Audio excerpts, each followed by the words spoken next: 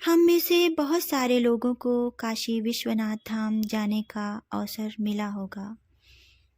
सौभाग्यशाली हैं वो लोग जो काशी के सानिध्य में शुभ्र सात्विकता के आभास को कुछ क्षण के लिए ही सही जी पाए और अपने अंतर में एक दिव्यता का अनुभव कर पाए। निस्संदेह बनारस एक ऐसा स्थान है जो इसे विश्व में विशेष बनाता है। कुछ न कुछ ऐसा है जो इसे अशेष बनाता है। जो वहाँ पर रहते हैं उनका कहना ही क्या, क्योंकि वो प्रतिपल इस अनाहत नाद का अनुभव करते हैं। कहने का आशय है कि यह नगरी अपने अतीत से लेकर वर्तमान तक पूर्ण है, संतुलित है और जिसमें आध्यात्मिकता और सात्विकता के भाव अंकुरित हैं। इन्हीं भावों को समेटे हमारी आज की कविता, जिसका नाम है बनारस और जिसके रचनाकार हैं केदारनाथ सिंह। इस शहर में वसंत अचानक आता है। इस शहर में वसंत अचानक आता है और जब आता है तो मैंने देखा है लहर तारा या मडुआडीह की तरफ से उठता है धूल का एक बवंडर और इस महान पुराने शहर की जीभ किरकिराने लगती है।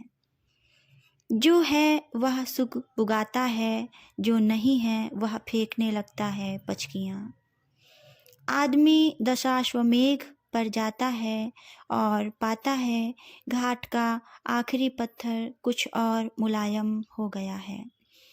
सीढ़ियों पर बैठे बंदरों की आंखों में एक अजीब सी नमी है और एक अजीब सी चमक से भर उठा है भिखारियों के कटोरों का निचाट खालीपन। तुमने कभी देखा है खाली कटोरों में वसंत का उतरना? तुमने कभी देखा है खाली कटोरों में वसंत का उतरना? यह शहर इसी तरह खुलता है, इसी तरह भरता है और खाली होता है। यह शहर इसी तरह रोज रोज एक अनंत शव ले जाते हैं कंधे अंधेरी गली से चमकती हुई गंगा की तरफ। इस शहर में धूल धीरे धीरे उड़ती है, धीरे धीरे चलते हैं लोग, धीरे धीरे बजते हैं घंटे, शाम धीरे धीरे होती है। यह धीरे धीरे होना, धीरे धीरे होने की सामूहिक लय दृढ़ता से बांधे है समूचे शहर को। इस तरह कि कुछ भी गिरता नहीं है, कि हिलता नहीं है कुछ भी, कि जो चीज़ जहाँ थी वहीं पर रखी है, कि गंगा वहीं है, कि वहीं पर बंधी है नाव, कि गंगा वहीं है, कि वहीं पर बंधी है नाव, कि वहीं पर रखी है तुलसीदास की खड़ाऊँ सैकड़ों बरस से। कभी सही सांझ बिना किसी सूचना के घुस जाओ इस शहर में, कभी सही सांझ बिना किसी सूचना के घुस जाओ इस शहर में, कभी आरती के आलोक में इसे अचानक देखो। अद्भुत है इसकी बनावट। यह आधा जल में है, आधा मंत्र में है, आधा फूल में है। यह आधा जल में है, आधा मंत्र में है, आधा फूल में है, आधा शव में है, आधा नींद में है, आधा शंख में है। अगर ध्यान से देखो तो यह आधा है और आधा नहीं भी है। जो है वह खड़ा है बिना किसी स्तंभ के, जो नहीं है उसे थामे है राख और रोशनी के ऊंचे ऊंचे स्तंभ।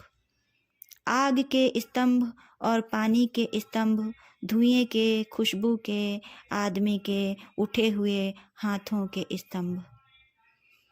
किसी अलक्षित सूर्य को देता हुआ अर्घ्य, किसी अलक्षित सूर्य को देता हुआ अर्घ्य शताब्दियों से इसी तरह गंगा के जल में अपनी एक टांग पर खड़ा है, यह शहर अपनी दूसरी टांग से बिल्कुल बेखबर।